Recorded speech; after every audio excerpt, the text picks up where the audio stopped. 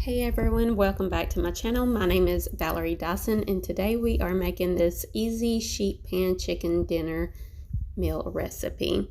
And I got inspiration from Tess Cooks For You. This is pretty much her recipe, except for I am pretty much doing 4 times as much, 4 or 5 times more than what she does in hers, because I already know I love this recipe, so because I've made it at least 3 or 4 more times, but this is the first time that I'm actually big batch cooking it or making it, prepping it. I only cook one and then I put the rest in the freezer for later on the month's use.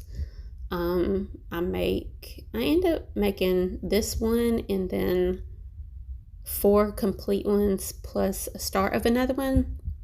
I just have to add chicken to one of them. But anyways, so first of all, you're going to make your marinade for the chicken, and on hers is 2 tablespoons of Lawry's seasoning, a 1/4 teaspoon of black pepper, a teaspoon of garlic powder, a teaspoon of onion powder, 2 teaspoons of paprika, an 1/8 teaspoon of cayenne pepper, a teaspoon of poultry seasoning, and a 1/2 teaspoon of thyme, a 1/2 teaspoon of rosemary crushed between the fingers, which I forgot to crush between the fingers. I hardly ever remember to do that, but I don't know if it helps that much or not, but I'm sure it does. A 1/2 to 3/4 cup of virgin olive oil, and I love this sauce, more the merrier. I use 3/4 cup. I use some more olive oil to make more. Then 2 tablespoons of lemon juice, 1 tablespoon of mustard or Dijon mustard. I just use mustard because I bought too much and I found most of my mustard after I decluttered my pantry. But like I said, I did 4 or 5 times more than the ingredients I just said.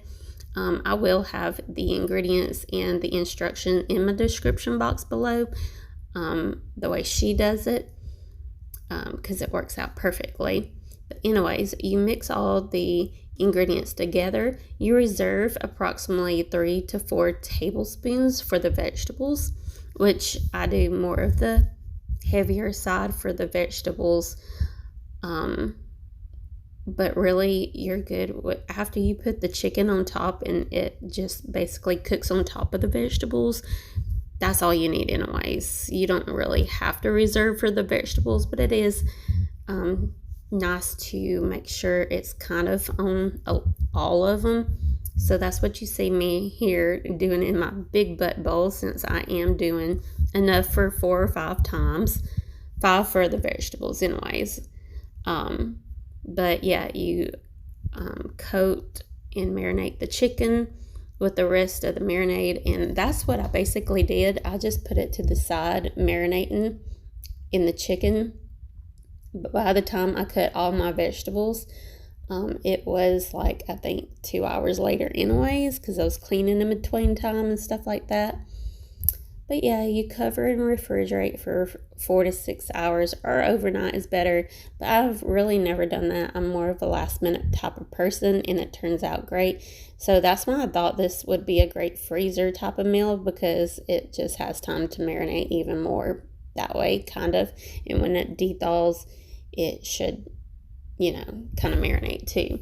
But yeah, I mix it with cauliflower, potatoes, carrots, and zucchini, and I never have the right ratios on this because she's never really told ratios that she used in this video, so I kind of guesstimate. And I love the cauliflower with this sauce. I wasn't a real cauliflower fan until this recipe. This is pretty much the only time I ever eat cauliflower in this recipe.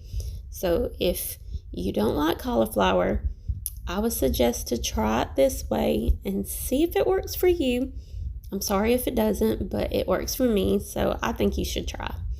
And it goes great with the potatoes, the carrots. The carrots I used was already frozen in my freezer, so yeah, I shouldn't have de-thawed them. I don't know what I was thinking. I could have just, crumbled them in frozen, but anyway. And I used the zucchini, and yeah, I've actually grown good zucchini in the past, but this was store-bought zucchini.